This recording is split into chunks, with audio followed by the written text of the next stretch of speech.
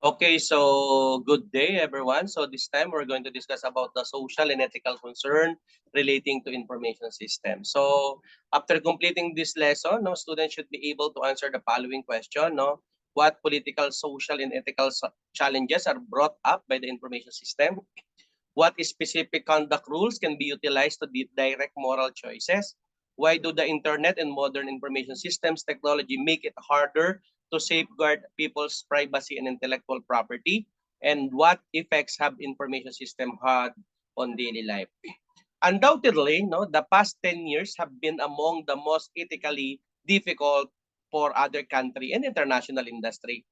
So a short selection of recent instances showing poor ethical judgment on the part of senior and middle manager. And this ethical and business judgment errors happen in a variety of different industries. So managers who break the law and are found guilty will most certainly serve time in prison in today's modern legal system. Okay? So to give us more details about the topic, let us all welcome our first presenter this afternoon. Go ahead, madam. Thank you, sir. So, yes, my report is about the ethical and social issues in information systems, chapter 4. Okay, as discussed, this is what we are expected to learn after discussing this chapter.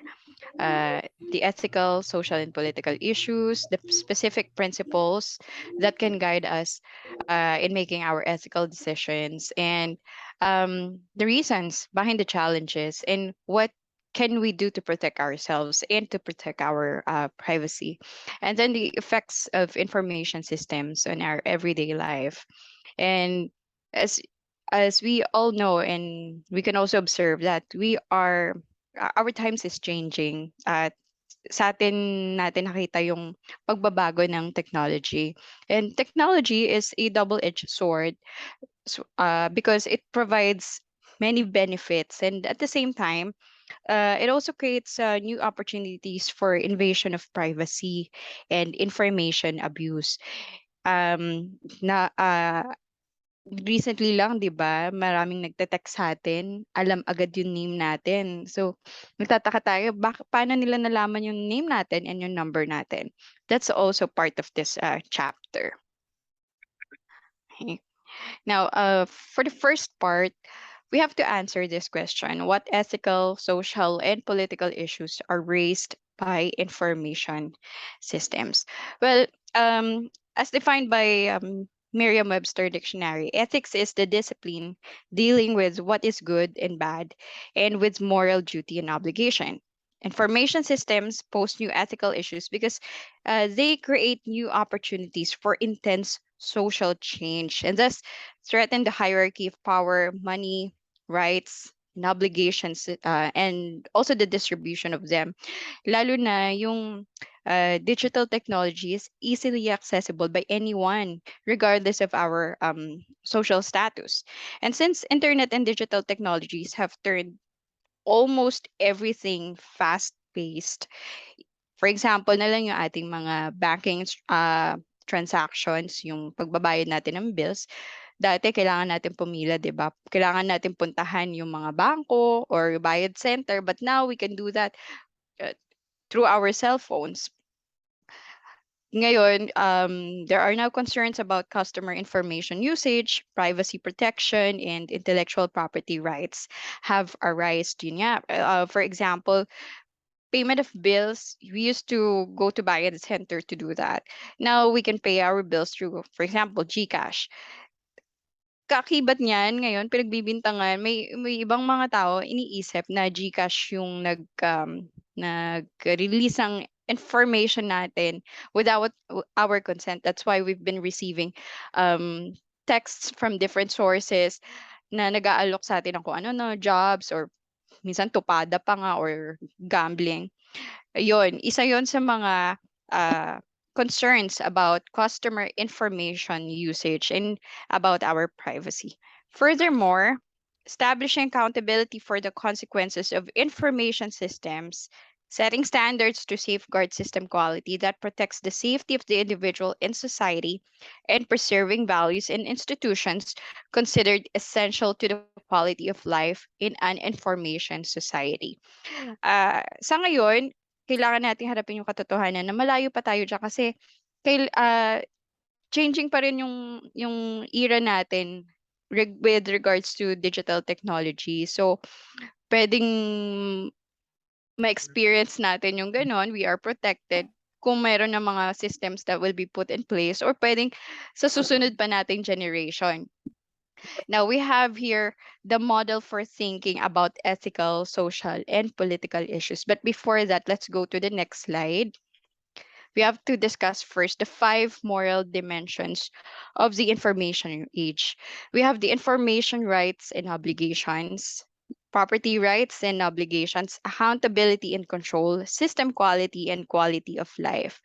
Under information rights and obligations, we have to ask ourselves, what information rights do we have in organizations possess with respect to themselves?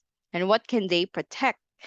Under property rights and obligations, yung mga traditional intellectual property natin, paano na sila in this digital society and yung tracing ng piracy and accountability for those who pirate digital intellectual properties. At bakit nga ba andaling i-ignore yung rights ng mga intellectual property holders, especially in this age? And under accountability and control, who can and will be held accountable and liable for the harm done to individual and collective information and properties rights? And under system quality, what standards of data and system quality should we demand to protect individual rights and the safety of society? We have to demand this from our government. And for quality of life, what values should be preserved in an information and knowledge-based society? Which institutions should we protect from violation? And which cultural values and practices does the new information technology support? Now, to answer those questions, we have to go back to this figure here, figure 4.1, the relationship between ethical, social, and political issues in an information society. So looking at the figure, we can compare the chart to a compound. So yung pod natin, hahati siya. We have the individuals, the society, and the polity. So for example, in an ideal world, the three of them are thriving harmoniously. Ngayon, we have this big rock here, which is the information technology and systems. Ibinato natin ngayon to sa pod na to. What will happen? It will exert a massive force, thus creating a ripple effect. Maapektuhan yung tayo as an individual, our society as a whole, and of course the polity, because um, new laws have to be passed para makontrol yung digital technology. And this will lead to situations we're not used to. It could take generations for us to adapt to this. And to adapt to this great change, yun nga, it would take us years to develop social etiquette. Ngayon pa lang, ang dami na nang-aabuso ng internet use and responsibilities, expectations, and politically correct attitudes. For the political aspect naman, it requires time to develop new laws. And oftentimes, yung mga lawmakers natin, they act late, they react late. Kailangan muna may masamang mangyari bago sila kumilos, bago sila bumuo ng bagong batas. That's why we have to check the 5 moral dimensions of the new information age. Going to the next slide, we have here the key technical trends that raise ethical issues. And yeah, makikita natin dito sa table na to, technological trends that raise ethical issues. Computing power doubles every 18 months.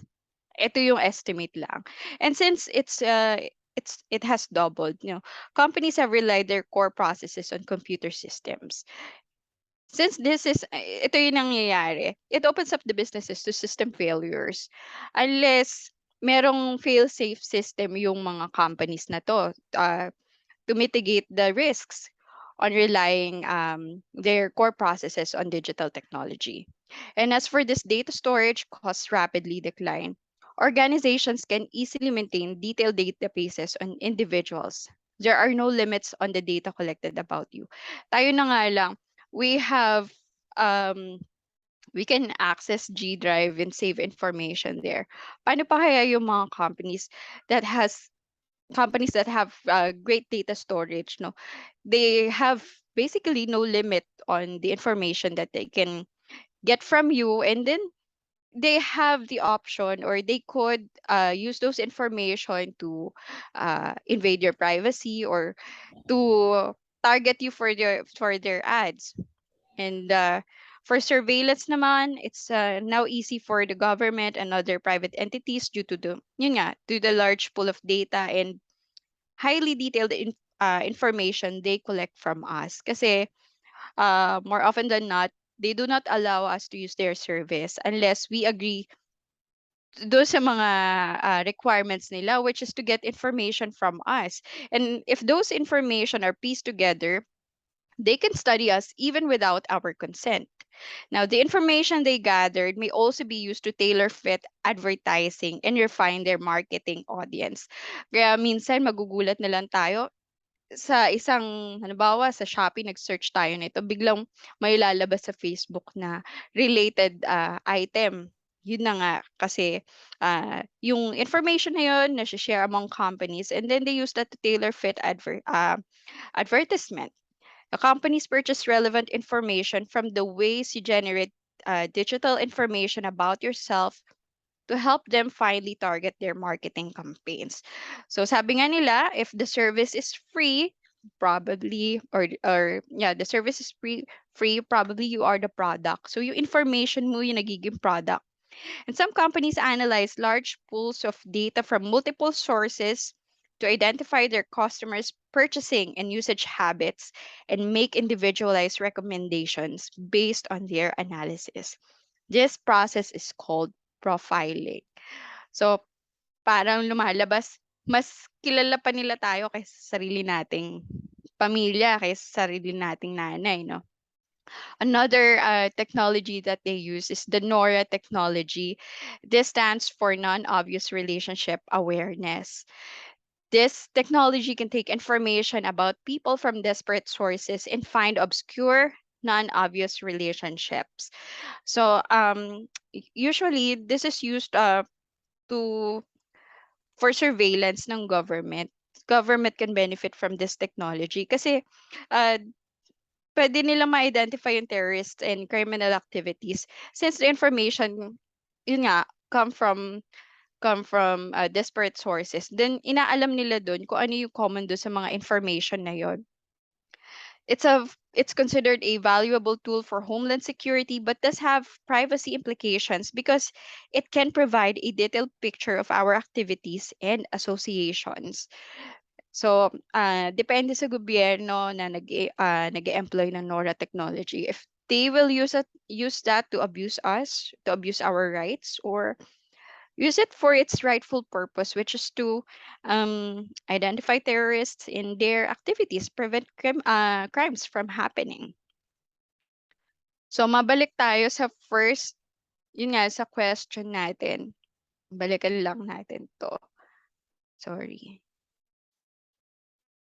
Balikan lang natin, what ethical, social, and political issues are raised by information systems?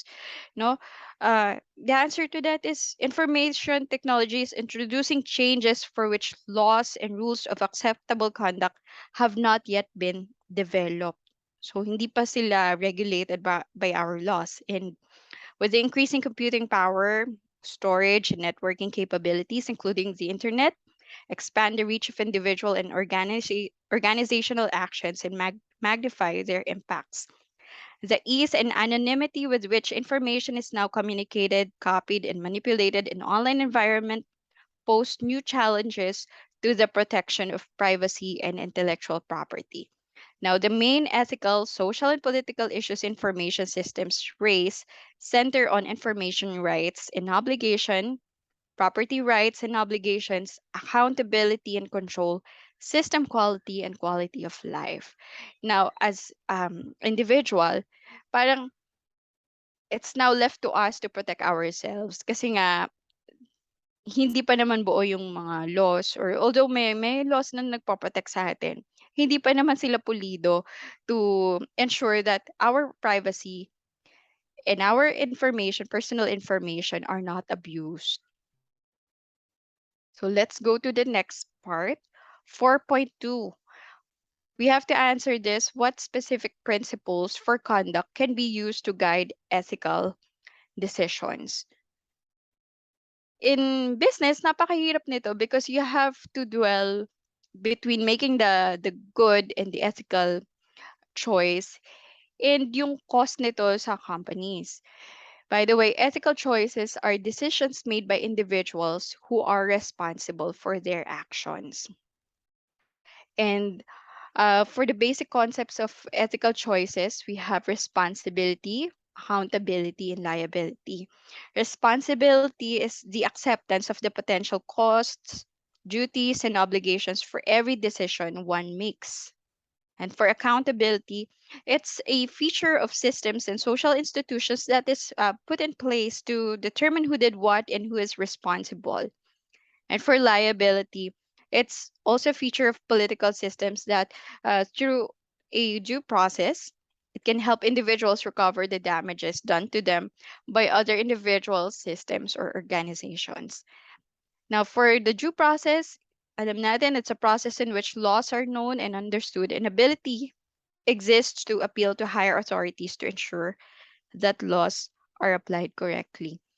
Kailangan din nating tanungin yung sarili natin, nangyayari nga ba na those who do harm digitally, are they made liable? No? Kailangan nating isipin to. Kasi more often than not, hindi naman din. And one reason is yung mga taong na agrabyado, hindi na rin kasi sila nakakapag-file ng complaint against those people na liable. At the same time, hindi rin natin alam minsan na yung information natin naaabuso na, kagaya nga ng pag-e-exchange ng information among companies without our consent. Ang binibigay lang nating consent is for the data gathering. But sometimes sa fine print, hindi na natin nababasa na, yun nga, kasama sa usage ng mga companies to get our information is they share it with other companies as well. And yung purpose are not shared to us. So, to come up with an ethical decision, we also have to undergo an ethical analysis. How should we analyze a situation with an ethical issue? First, we have to identify and describe the facts clearly, as we should in uh, almost any situation we're dealing with. Second, we have to define a conflict or dilemma and identify the higher order values involved. Ano nga ba tong higher orders na to? These are the ethical, social, and political issues. Doon din siya umiikot. But the higher order values are not limited to those three. And we also have to identify the stakeholders. Sino ba yung makikinabang? Sino ba yung magiging liable? And fourth, we have to identify the options that you can reasonably take. Reasonably take. You have to find a middle ground between resolving the issues of the stakeholders and arriving at an ethical solution.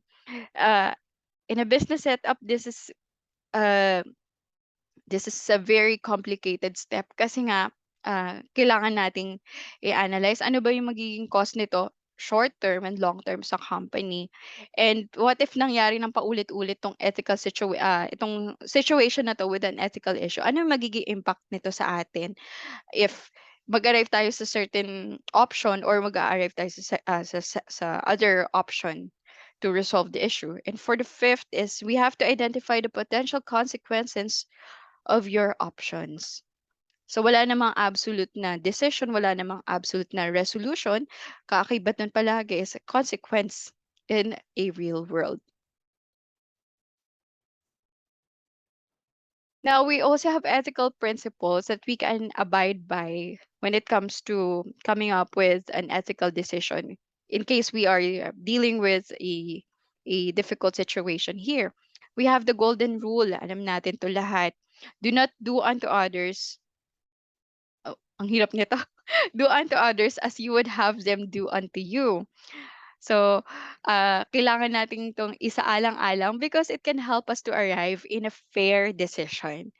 Now, second, if everyone did this, could the organization or society survive? This is Immanuel Kant's categorical imperative.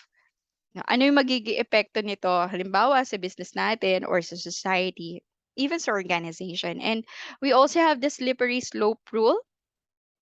Sorry. An action may bring about a small change now that is acceptable, pero pag inulit-ulit, it may bring unacceptable changes. Halimbawa na lang sa ating organization. And then we also have the utilitarian principle. We have to take into consideration the rank order of our values. And fifth, we have the risk aversion principle. In case all of our options have consequences or risk, we have to choose the action that has the least potential risk. And sixth, ethical no free lunch rule. So we have to assume that everything has a consequence and every contributor in an action expects compensation uh, or every action sa situation na yun nga, may consequence na kaakibat. So those are what we have to take into consideration when it comes to uh, making an ethical decision, the basic concepts of the ethical choices, the ethical analysis, and the ethical principles. Take note that these are not limited. You can also, yung mga, may sarili naman kasing principles within the company na pwede nating i-employ when it comes to arriving with an ethical decision. No? We also have professional codes of conduct. So professional groups are put up to ensure partial regulation of their profession and ethics in their respective fields. They set entrance qualifications and competencies. They take on special rights and obligations. To uphold their competence and regulate themselves, professional groups have their codes of ethics. So internally, sinusunod nila ito, yun nga, to uphold yung yung um to uphold yung competence ng kanilang grupo. For example, yung mga doctors, they have their oath. Yung mga lawyers, they also have their oath, no, to uphold the quality of their field. These codes of conducts can also help uh, in ensuring that the digital technology used in businesses are within ethics. So we also have some real world ethical dilemmas. In a business setup, ano ba yung common na dilemma natin regarding ethical issues? Very common yung company replacing employees with automated systems. So it's a discussion between being responsible for the employees losing their jobs and livelihood and improving the business process. Medyo mahirap tong pagdesisyonan kasi of course as part of the management, you're after the improvement and the growth of the company. And a key to improvement and growth of the company is by employing innovation. And of course, innovation entails employing digital technology. And more often than not, yun nga, nawawalan ng trabaho yung mga tao. For example, yung mga toll gates natin. Uh, they used to employ people na magbebenta mag-collect ng toll fees. Now it's automated. They use RFID. And where are those people? No, they are replaced. So balikan natin again yung question for this chapter. What specific principles for conduct can be used to guide ethical decisions? So 6 ethical principles for judging conduct include the golden rule, yun nga, Immanuel Kant's categorical imperative, the slippery slope rule, the utilitarian principle, the risk aversion principle, and the ethical no free lunch rules. Now, these, yung principles na yon, they should be used in conjunction with an ethical analysis.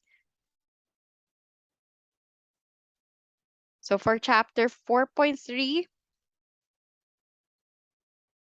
sorry.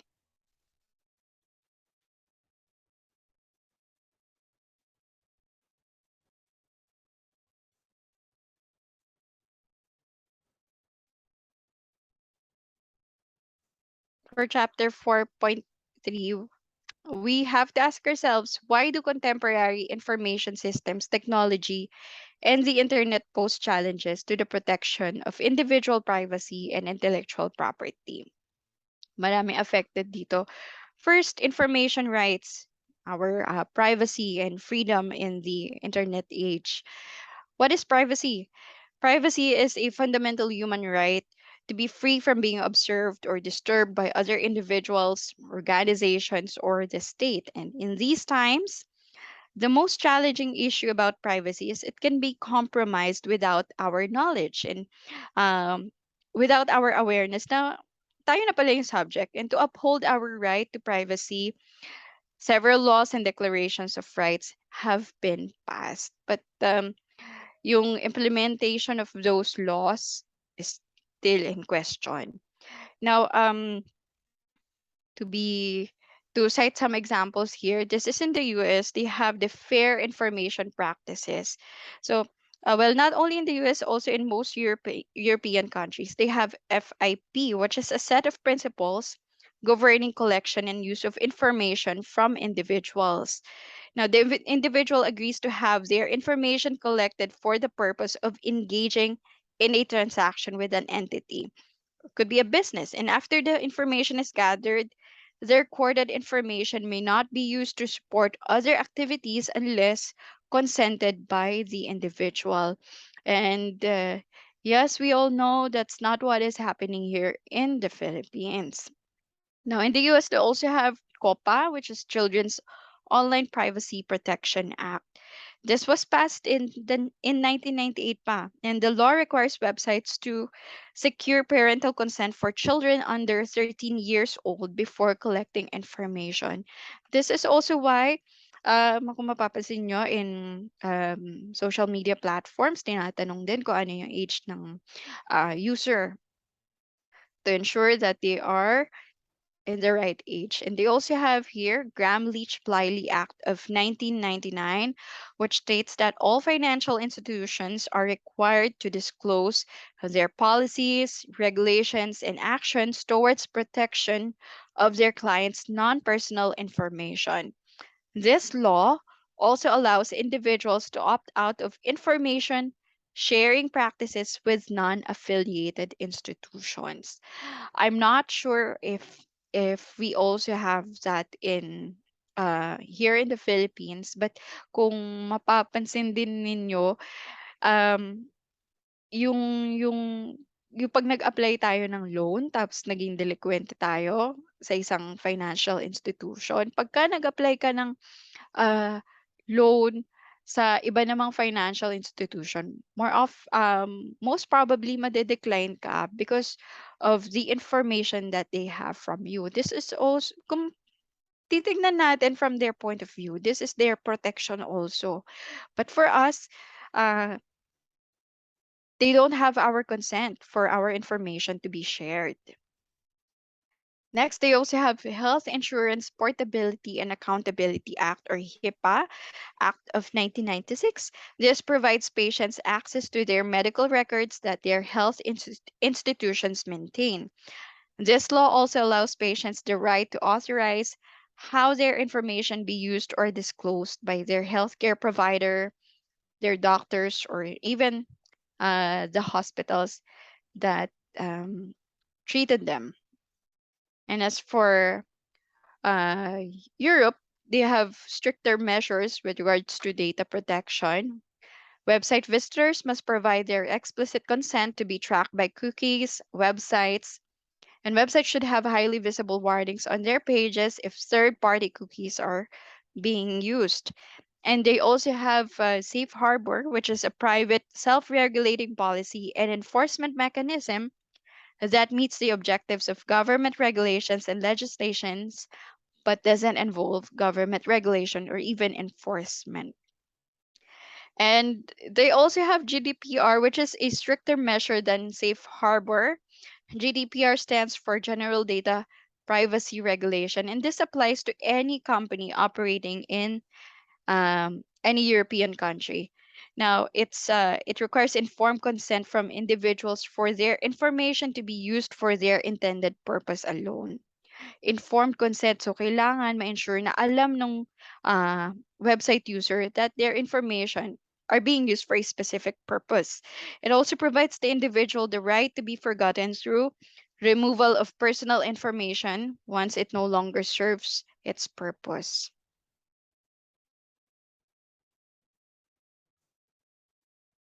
So nabanggit natin kanina na some websites use cookies to track us. Ano ba itong cookies na to? Cookies are small text files deposited on a computer hard drive. So pagka nagpunta tayo sa isang website, they store cookies in our hard drive. So pag balik natin sa website na yon, kilala na nila tayo. They can also update a cookie that was stored in our hard drive, or ibigyan tayo ng information, no?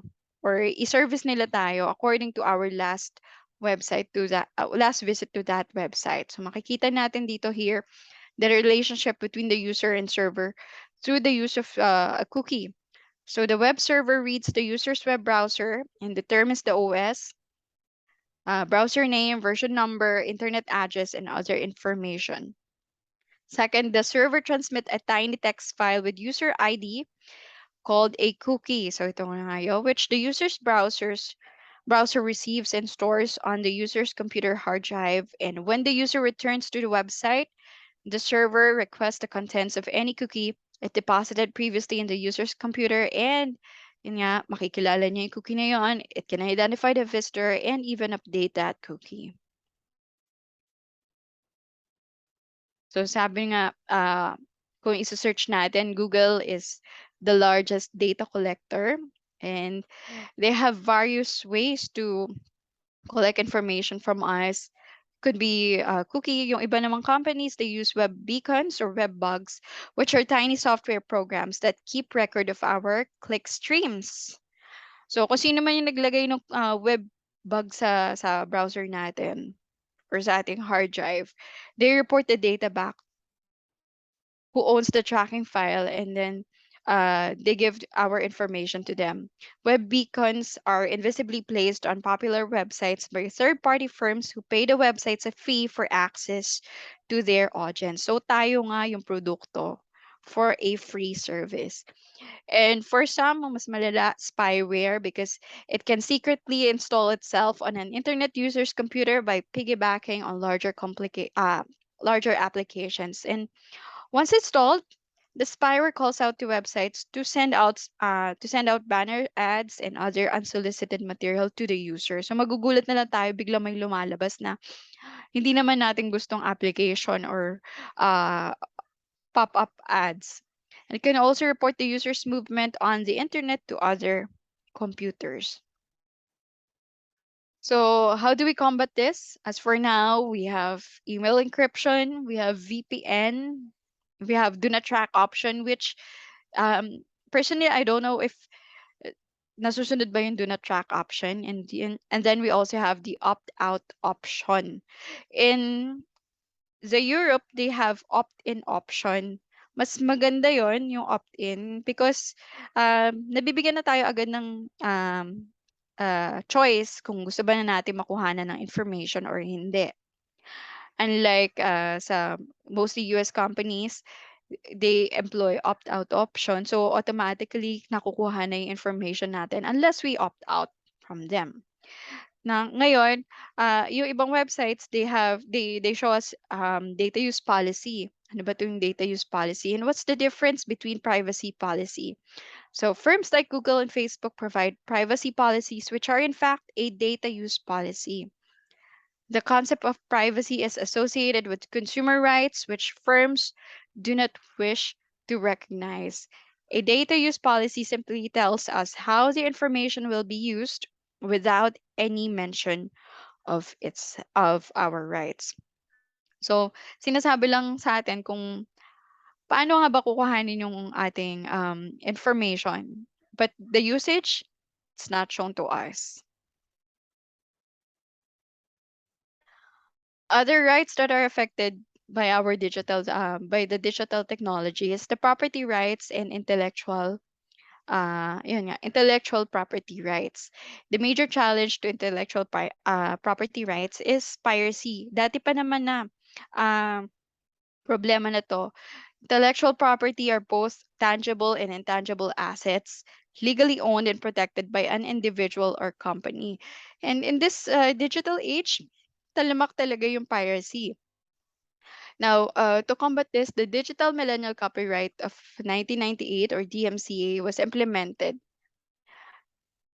In-implement nila yung World Intellectual Property Organization treaty that makes it illegal to circumvent technology-based protection of copyrighted materials. Also to combat uh, piracy of our property rights, we have Ala. We have copyright, which is a statutory grant that protects the creators of an intellectual property from being copied by others for the duration of the author's life plus 70 years. And then we also have patents, which grants the owner of the creator of an idea or even a product an exclusive monopoly for 20 years. After 20 years, um, mawawala na yung kanyang exclusive monopoly grant. And for trademarks, we have trademarks that distinguish a brand or a product in the marketplace. Nire-register din nila to. And we also have trade secret laws that grant monopoly on the ideas behind a product. So these are just some of the ways, some of the ways that are employed to combat piracy or even protect intellectual property rights. Now, to answer the question, why do contemporary information systems technology and the internet pose challenges to the protection of individual privacy and intellectual property? Yun nga, contemporary data storage and data analysis technology enable companies to gather personal data from many sources and for as much as they could. These information are about individuals, and they analyze these data to create detailed digital profiles about individuals and their behaviors. Now, what do they do to those data that they collect? They use that primarily to target us for their tailor fit advertisements. Another is data flowing over the internet can be monitored at many points. They use cookies and other web monitoring tools to closely track the activities of website visitors. Well, not all websites have strong privacy protection policies, and they do not always allow for informed consent regarding the use of information usage. Now, traditional copyright laws, these are insufficient to protect us against software piracy because digital material can be copied so easily and transmitted to many locations simultaneously over the internet and anonymously. Pag nag-upload ka ng isang halimbawa video or even ebook, hindi natin na malalaman kung sino na yung original na nag-upload nun. And at the same time, pwede siya mapasa-pasa. So, wala nang control sa ating intellectual property. For the last part of this chapter, also have to answer this question: how have information systems affected laws for establishing accountability and liability and the quality of everyday life? Now, new information technologies are challenging existing liability laws and social practices for holding individuals and institutions accountable. That's why we need to amend laws and pass new laws to protect our privacy. And in general, it's very difficult to hold software producers liable for their software products that are considered to be like books, regardless of the physical or economic harm that results. At the same time, madali sa kanila itanggi yun. Now, for the system quality, data quality, and system errors, Individuals and organizations may be held responsible for avoidable and foreseeable consequences. The keyword there is may. They may or may not be, which they have a duty to perceive and correct. The gray area is that some system errors are foreseeable and correctable only at a very great expense. So, kailangan muna magkaroon ng effect nito sa businesses before gumawa ng fail-safe system for those system errors. So, it's not really feasible economically. And for the quality of life, equity, access, and boundaries, the three principal sources of poor system performance are software bugs and errors, hardware or facility failures caused by natural causes or other factors, and poor input data quality. Now, I'm not going to discuss this further because Chapter 6 and Chapter 8 will cover these three principal sources. So for our quality of life, paano ba tayo naapektuhan? No, ano ba yung nagiging effect ng digital technology? Yung balancing power center versus periphery. No, since the terrorist attacks against the US on September 11, 2001, the federal government has greatly expanded its use of this private sector information under the authority of the Patriot Act of 2001 and subsequent and secret executive order. In this sense, the power of information has become more centralized in the hands of a few private oligopolies and large government agencies. So they also employed private institutions uh, to gather information and yun nga, ginagamit din nila. So there's a balancing. There's hindi na nakasentro yung power sa government alone. And second, rapidity of change, reduce response time to competition. With the help of technology, innovation in the global market can happen in a snap. Unlike some years ago, it takes years. It takes years before businesses can adapt to these changes.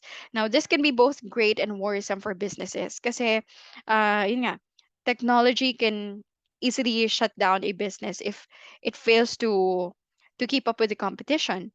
Uh, At the same time, technology can also be great for a business because it can improve core processes. Yun nga lang, kapag ka nag-fail yung core processes, yung technology employed by a business, it can drag them down. And for maintaining boundaries, family, work, and leisure, uso na yung work from home, nababawasan yung boundaries natin between our family time and work. Yung iba nga pwede mag-work through the use of their cell phone. So, it could be good for our work. It could also be bad kasi nga yung cellphone, it has distractions. Nandiyan din social media natin, so pwedeng hindi tayo focus sa ating work. At the same time, for those hours we're not supposed to work, yung ibang mga workaholic, yun nga, they spend their extra time or the time they should be spending with their family on work. So nawawalan yung boundaries natin. And for leisure, yun nga, naghahalo kasi nga everything is accessible through or with the touch of our hands. And for dependence and vulnerability, since technology is ever evolving, processes relying on it usually have no reliable backup structure. Siguro mangyayari to in the next few years or yung ibang companies na they can afford, they already have a backup structure for their digital technology. This increases both our dependence on digital systems and vulnerability to failures in case of system errors and sabotage. For computer crime and abuse, nagigilaganap na siya. And the difference between computer crime is the commission of illegal acts through the use of a computer or a computer system. Most common form nito is yun nga, phishing, malware, spyware, even network interruption or service attacks. And now your identity theft, this is now a computer crime.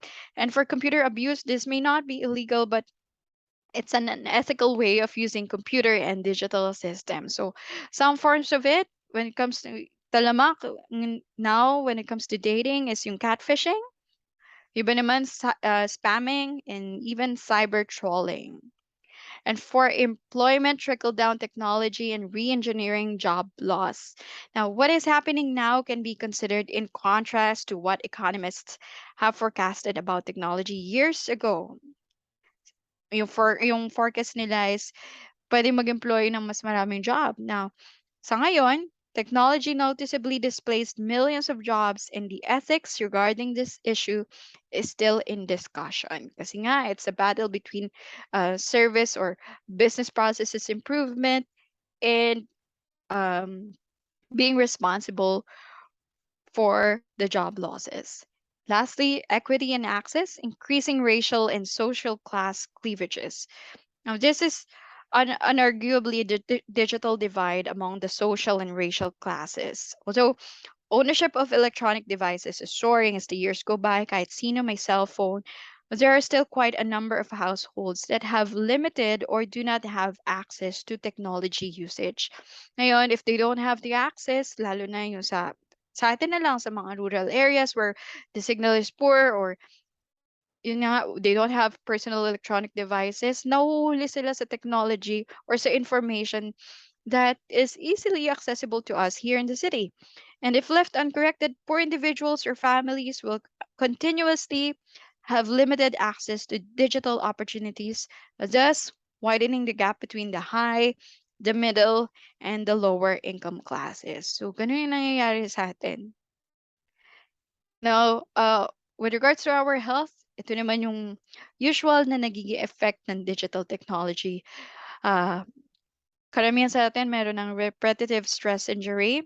RSI occurs when a group of muscle are forced through repetitive actions, often with high impact loads or tens of thousands of repetitions under low impact loads. Kung iisipin, when we use sa ibang gumagamit ng computers for their work, nakaupo lang naman sila, but what they don't realize is meron tayong repetitive actions under low impact loads, and this can affect us. And yung common type of RSI that computer users usually experience is the CTS or carpal tunnel syndrome. It happens when a pressure in the median nerve through the wrist bony structure produces pain. So nung nasa BPO pa ako noon, as back office processor, masakit na feeling ko magde-develop na ako ng carpal tunnel syndrome kasi lagi ako nakahawak sa mouse. And yun nga, yung sa computer, yung hindi ergonomic yung gamit naming computers. Now, computer vision syndrome, CVS, is any eye strain condition related to display screen use in our personal electronic device screens. It affects 90% of people who spend at least 3 hours a day of screen time. So usual work hours is 8 hours plus 1 hour break. So definitely marami sa atin maapektuhan itong computer vision syndrome. And to share it with you, I always spent a year as a back office processor. My I grade went from 250 to 375. So ito yung hindi lang ako ang nakakaranas nito. I think almost all office workers experience CVS. So yun ang isa sa nagiging effect sa atin, sa health natin ng digital technology. Now, to answer the last chapter's question, how have information systems affected laws for establishing accountability and liability and equality of our everyday life? They are challenging existing liability laws. And I hope sana between in our generation, makita na natin yung effect ng changes sa liability laws and social practices for holding individuals and institutions accountable for harm done to others. And although computer systems have been sources of efficiency and wealth, they also have some negative impacts. Yun nga yung na-cite natin. And yung isa sa mga negative impacts nito is poor data quality, nagiging responsible siya for disruption and losses of businesses. Yung minuto lang na network disruption, malaki na yung cost nito sa businesses natin. Of course, yung cybercrime and computer abuse, laganap siya sa ngayon. We are also hoping for liability laws to be implemented against those crimes and abuse. As for the jobs, marami yung na-displaced na workers for employing digital technology. And we really hope na magkaroon ng other opportunities for those who lost their jobs. And the ability to own and use a computer may be exacerbating socioeconomic disparities among different ethnic groups and social classes. Kasi yun nga, yung network natin, hindi naman lahat available sa iba't ibang lugar. At the same time, may mga mahihirap pa rin na households na they couldn't afford electronic devices. That's why they don't have access to information and other digital opportunities. And computers can also create health and cognitive problems such as repetitive stress injury, CVS, and the inability to think clearly and perform complex tasks. So that's it for my report chapter 4. Thank you. Wow, thank you very much for a wonderful presentation and a comprehensive one, no? So all the questions was answered, no, through her discussions, and thank you very much, madam. Thank you.